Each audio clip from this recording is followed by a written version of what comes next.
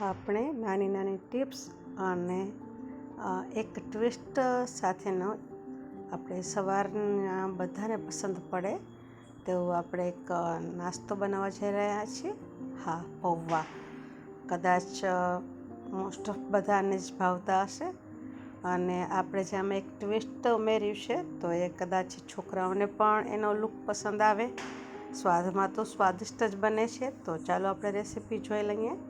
તો મેં અહીંયા 3 વાટકી જેટલા પૌવા લીધા છે અને એને સારી રીતે 2 કે 3 વાર પીવાના પાણીથી ધોઈ લીધેલા છે, ડ્રિંકિંગ વોટરથી. અને હવે પાણી બધું જ આપણે કાઢી નાખવાના છે તેમાંથી. અને હવે આ જે પૌવા છે જે કોરા થયેલા, તેમાં આપણે લગભગ પૌવા આપણે 3 વાટકી લીધા હતા તો 1.5 વાટકી જેટલું આપણે પાણી લઈ લઈએ છીએ. અને આ મારું એક મેઇન પોઈન્ટ છે આની અંદર.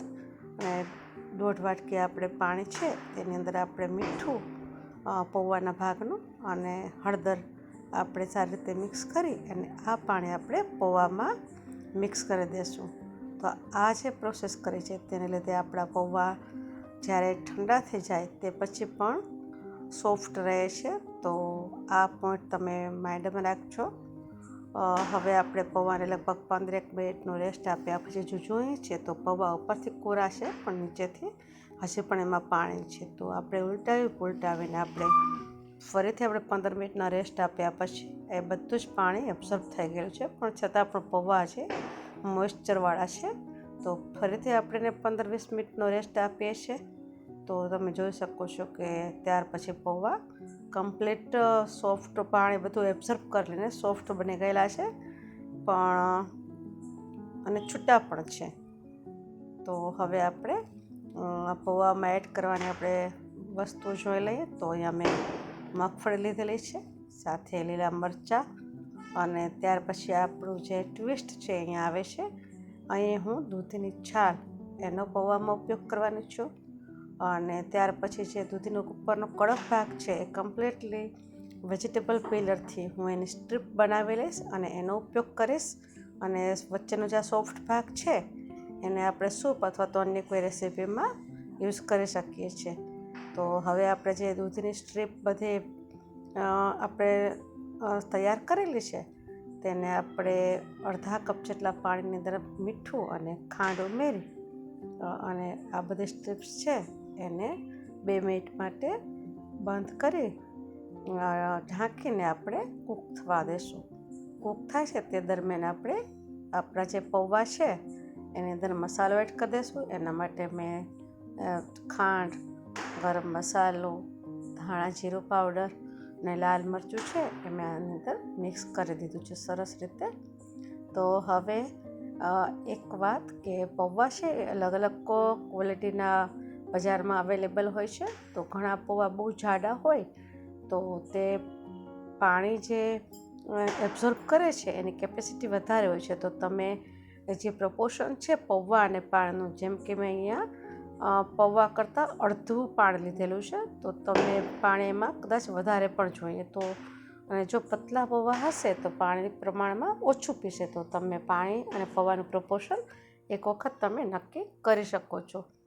હવે આપણે જે દૂધીની સ્ટ્રીપ્સ હતી એ બાફી ગઈ છે, પાણી બધું જ એબ્ઝોર્બ કરી લીધું છે અને સોફ્ટ બની ગઈ છે અને ટ્રાન્સપરન્ટનો લુક છે એ આપણને ખાવા માટે લલચાવે એવો છે. તો હવે આનો આપણે પૌવામાં ઉપયોગ કરશું. તો ચાલો, અહીંયા મેં ગેસ સ્ટાર્ટ કરી દીધો છે અને એક જાડા વાસણમાં મેં લગભગ 3 મોટા ચમચા જેટલું, મોટી ચમચી જેટલું તેલ એડ કરી દીધું છે. અને તેલ ગરમ થયું ત્યાર પછી મેં એમાં રાઈ અને જીરુંને તતડવા દીધું છે. ત્યાર પછી મેં એની અંદર મગફળીના દાણા છે એડ કરી દીધા છે.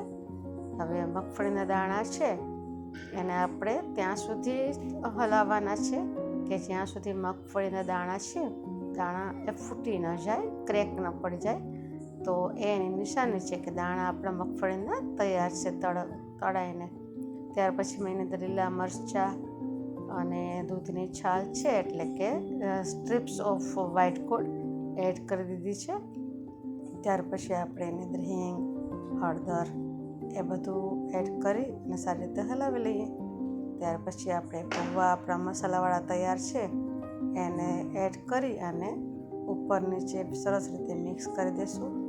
કમ્પ્લીટ મિક્સ થઈ જાય પછી આપણે વચ્ચે કેવિટી બનાવી અને અંદર પાણીનું એક નાનું કપ રાખી દઈશું. તો આપણે આપણા પૌવાને અહીંયા સ્ટીમ બાથ આપવાના છે.